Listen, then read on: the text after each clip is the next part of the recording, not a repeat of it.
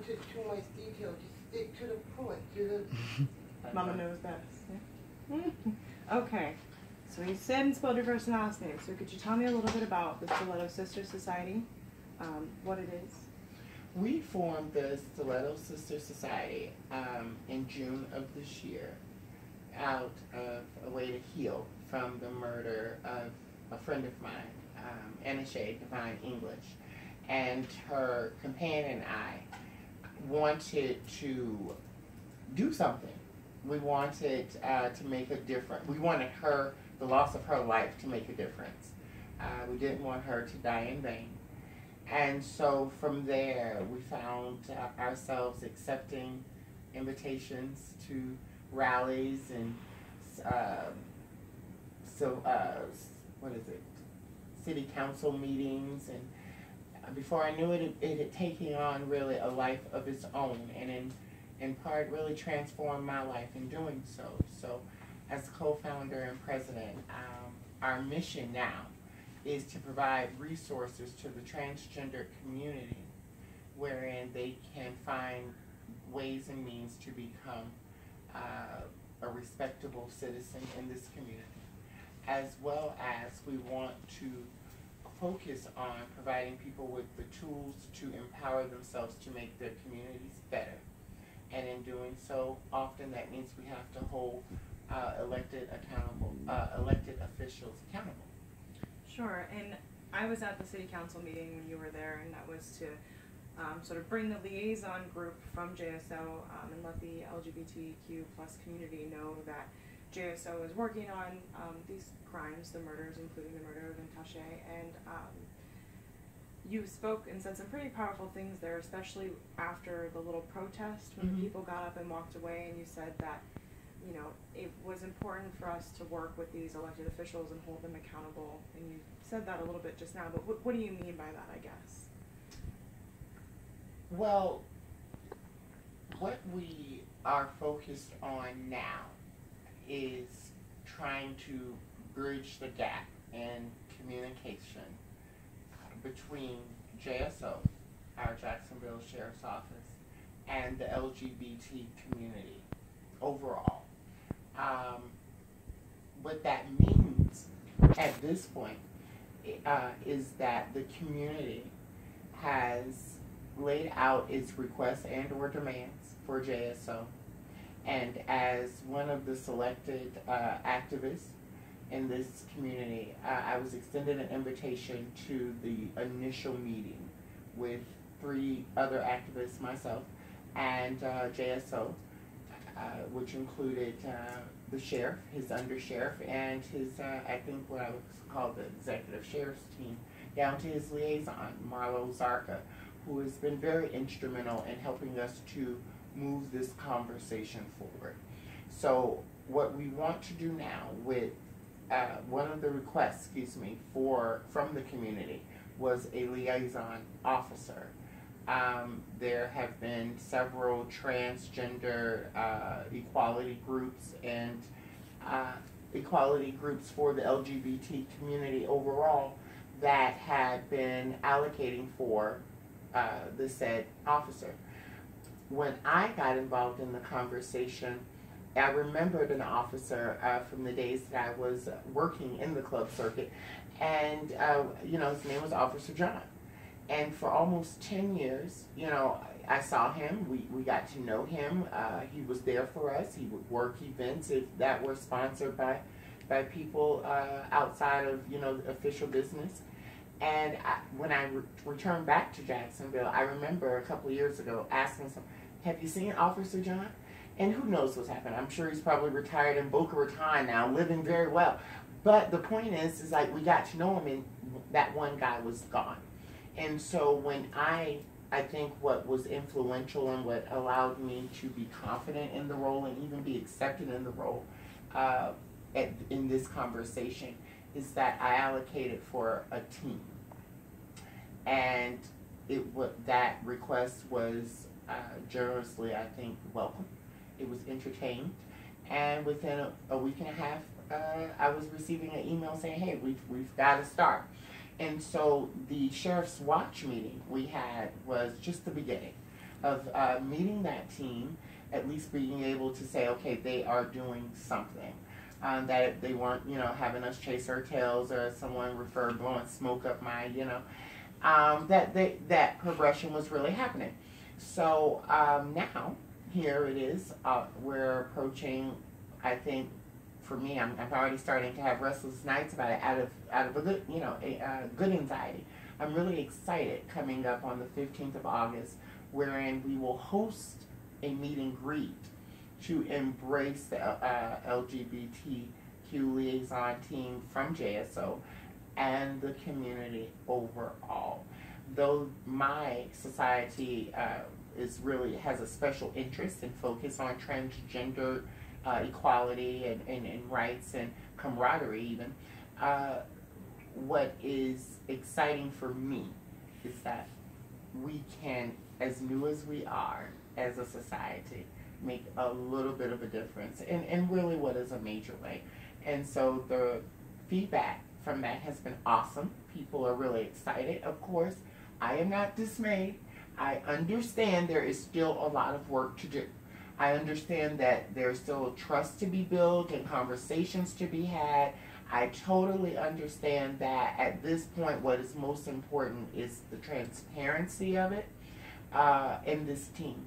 So we will host a meet and greet at CRC, the Community Resource Center, and I'm really happy to see where we go from there.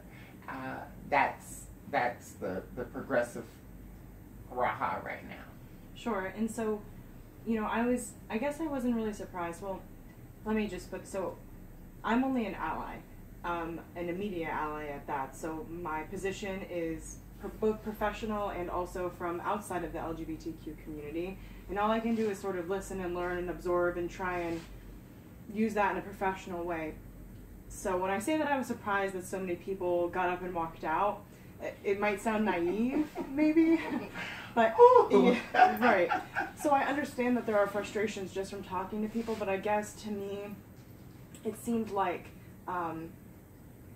in order to have a dialogue, you have to have one, which was kind of your message as well. And so I was wondering how you felt about that. You say that you're not disillusioned, you know that there are frustrations, but how, I guess, do you overcome them? And all you can do is speak personally. You don't have to, speak for anybody, but... Well, thank you for giving me that permission. But I can say in my position, because I think I'm being well trained for it. In my position, the answer to that question is one step at a time, one day at a time, one conversation at a time, and this is the most talking I do, because when I'm working, it's more about the listening, to hear the concerns of the people, to be able to empathize, sympathize, and relate. That has been, for me, an Achilles heel, because I'm so introverted as a person. And, I have, in a sense, led a really different life than a lot of the community that I'm now trying to embrace, help, support, speak for in some cases. And so I have a lot of learning to do. I've been learning a lot, but I have a lot of learning to do. And in order to learn, you must listen. Yeah, I think that's great. I think that, I just think that's great, because I think that a lot of people were there, especially at the last meeting, to listen, just to hear what's going on, and I really liked seeing a lot of the community come together like that. It was really cool. Now, I will say, since you brought it up, I was very disenchanted. I was very disenchanted that we acted that way as a community. And I understood, but what I learned from that was that the community didn't see me as part of them. What do you mean? Which is why when I took the mic out of turn and I made the uncuffed address to people, and I had, because what they got up there and said were things like, well, where's the transsexual? Or, And I listened to a couple because it was already agreed upon we would not speak and da da da da da. And then, but at the same time, I realized that they had little black girl up there, me, up there because they wanted my voice. They want my opinion. And so, uncuffed, they got it. That was embarrassing, inappropriate, and totally disrespectful to me. You know, because what I've gotten, and there is no secret, this conversation is moving forward because of the 4 slain black transsexual women. And what, just as I said, and I have no qualms about, is that particularly white gay people who aren't transgender have all this uproar and all these demands and all this that's not getting us in. So my advice is that if you don't want to be part of a progressive conversation, then just please be quiet. Don't make us look bad. Gay people, black people, activists, locals, don't make us. It's not about Chloe, Kensington, because, you know, my mama taught me a long time ago. They talked about Jesus and you are no better. So I don't really care about what you might say about me. But then when I have to sit in meetings with sheriffs and undersheriffs and deputy mayors and other, you know, heads of equality groups, it does not make me feel good or make me look good when the end of the conversation goes, now, Miss Kensington, how are you going to make sure that they don't show up and become a riot? You know, and that's not literally the question, but you know, that's what I hear. You know what I mean? So, and I have witnesses that'll tell you. So for the next 2 or 3 days after that meeting, I'm glued to my phone in messages, like trying understand, but relay. It's this being a leader thing. It's to whom much is given, much is required. But at the same time, I know that people are excited. They're excited that we found the arrest in Jesse Sumner murder has been arrested. I know we are overjoyed that there's been a sketch, and there's some leads coming out of Catalina James's murder. And I know that this community, whether they want to pat me on the back for it, of which I don't need, or not, you know, I know people are very happy that they have a team that looks like them, that feels and acts and da da da. So, you know, I want people to give us a chance, you know. Sure, because as much as excuse me, because as much as the officers are a liaison team, you are also a liaison between the community and the the governing entities. I mean, correct? Like that's what you're saying, basically. Okay. Yes, ma'am. I just want to double check. So, you know, when they stand up there and they're like, you know, there's nobody who has a seat at the table who looks like the people who are murdered, they're wholly incorrect. Right. And in the particular case of the Sheriff's Watch meeting, I think the comment that really got under my skin because it was so founded. It was like you made that public scene and you were wrong. It's like Donald Trump, you know, you go up there and you're wrong. You know? But there are no transgendered people on the JSO force, and if they are, they don't choose to have the city know it. The people who are comprised of this liaison team are all voluntary. Now, the assignments are official, but it's a voluntary, that's why they didn't call, that's one of the reasons they didn't call it task force, to take down the level that it seems so official, because this isn't, you know, it's not a demand. At any point, the sheriff could say, hey, this isn't working, it's a waste of our resources, let's just go back to this, or even demote it down to 1. And so what my grandmother says to me, and all of my life, she always said, when your hand's in the lion's mouth, you ease it out. And at this point, there are things they don't have to do that we're asking them to do. And in that case, our hands is in the lion's mouth. Then there are situations where they're just not doing what they're supposed to do. And so they can be taken to task on those things.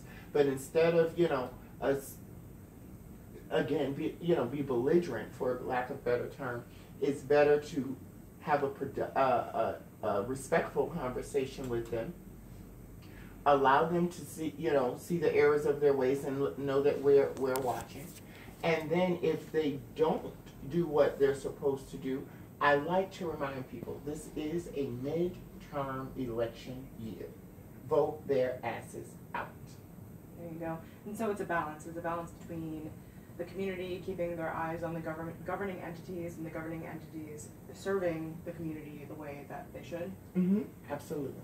Makes a lot of sense. I'm just gonna make sure our recording is fresh here. There we go. And so I guess my next question is, you spoke about this a little bit at the meeting, and if you don't want to speak about it now, that's okay with me, but you mentioned that you knew Antashe because both of you had for many, many years worked together. So you were on the drag circuit together, and you competed in pageants together, and that up until the time that Antashe was with us, you felt very safe in your particular line of work. Mm-hmm.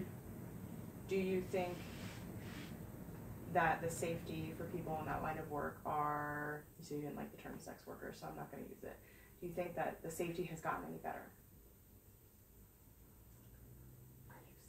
But I think it's important to talk about because we've got 3 dead transgender women who were prostitutes. Absolutely not. And I will, just a correction, I hate to correct the reporting. No, please do. I would not say that I felt unsafe doing what I chose to do. I won't say, because honestly, if I felt unsafe, I wouldn't have done it, okay? There were, in 6 years, a couple of instances where it was like, okay, well, That can happen in any job, that can happen in any job too, Right, absolutely, yeah. And I remember that was a joke between me and my girlfriend in Paris one day, recently I said, I would have had more bad days on a job than I've had in the last 6 years doing what I chose to do. But, so that being said, no, I don't think that girls can lessen their awareness. I remember when I started falling in love with politics, I would hear President Barack Obama say all the time, we must remain vigilant. And now that is something I think if you're with me or around a lot of times I do public speaking, I constantly remind girls of that. Remain vigilant. I don't have, right now, the resources to, tell some girl, hey, don't ever answer that phone again. Come over here. We'll get you in an apartment or we'll maintain your life. I don't have it. We're working towards that. And I do understand being from that lifestyle, that's what it takes. I understand that. Now, I never had to do anything, but I have met many girls who have found themselves in a less resourceful situation than others.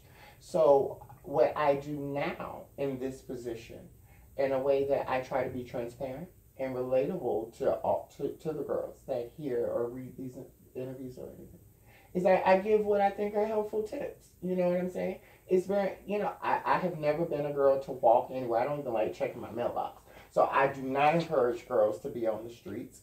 And it kind of cheapens your work, I think that creating any type of trace of conversation, especially your whereabouts, if you choose to do out calls or, I made a lot of money traveling out of the city or out of the state. But at one point, she didn't even know it, but I was telling my mother this is where I was going and giving her information, and now I was lying to her while I was going, but someone knew that I could absolutely trust where I was going to be.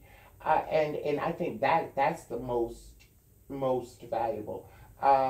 Also, what I know often are that girls, when guys come in a room or in your house or typically on some what we call, BS, you start to get a little vocal and, you start to, oh, you won't do that. But realize, and Lord knows I've been there where, look, this date can make or break if my cell phone bill is going to be on tomorrow. It went from something I wanted to do to, at one point, it felt like something I had to do because I had acquired such a lifestyle. Now, if I would have humbled myself, I could have, made it work. But I get that, okay? So it's hard for me because I remember the work. I know the life. I know the anxiety over not having it.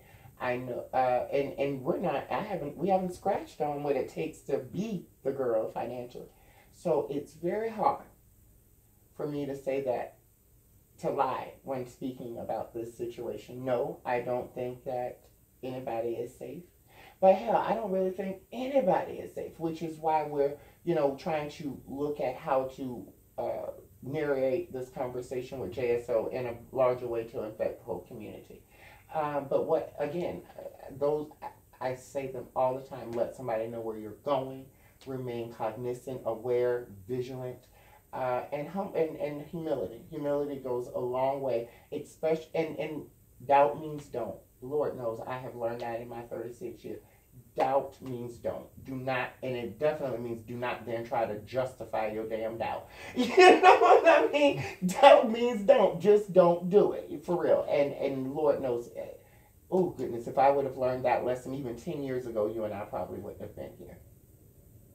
I don't want to approach these conversations about sex work or prostitution or whichever moniker you want to use for it, in a way that's inflammatory, but I think it's something that the media is kind of afraid to talk about. But the reality of the situation is that these girls are out there, they're making a living, and sometimes they're clearly putting their lives at risk because we don't want to talk about it. We don't want to put protections in place because it's got the blanket of illegal on top of it. And so when something is illegal, then somebody who participates in it then becomes sort of a degenerate.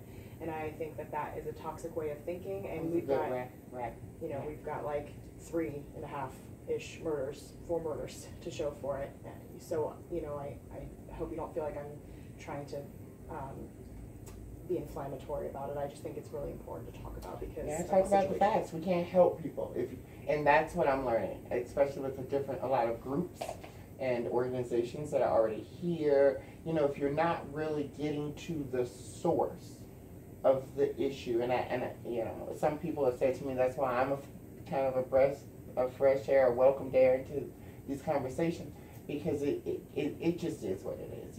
I did it. I didn't want people to know it while I was doing it, but now it all makes sense for me. And, so yeah, I listen, I'm not better than anybody. It's nothing to be, I'm not smarter than anybody. What I am is fed up. I'm really just fed up. And before this happened, I was looking for my out. What I was I kept saying, I'm building my 401k. I'm out on my way out of this business. But there were 1 and 2 times where I tried, and something happened. And so the Lord, I feel like, got my attention in such a personal but impersonal way, because it could have been a little deeper. It could have been me. And actually, I was sitting in the sheriff's office the first time. And it dawned on me that earlier this year was almost me. It was so dramatic that I really pushed it out of my mind that someone came into my house earlier this year with a gun. And basically raped me with a gun. And stole my money at the same.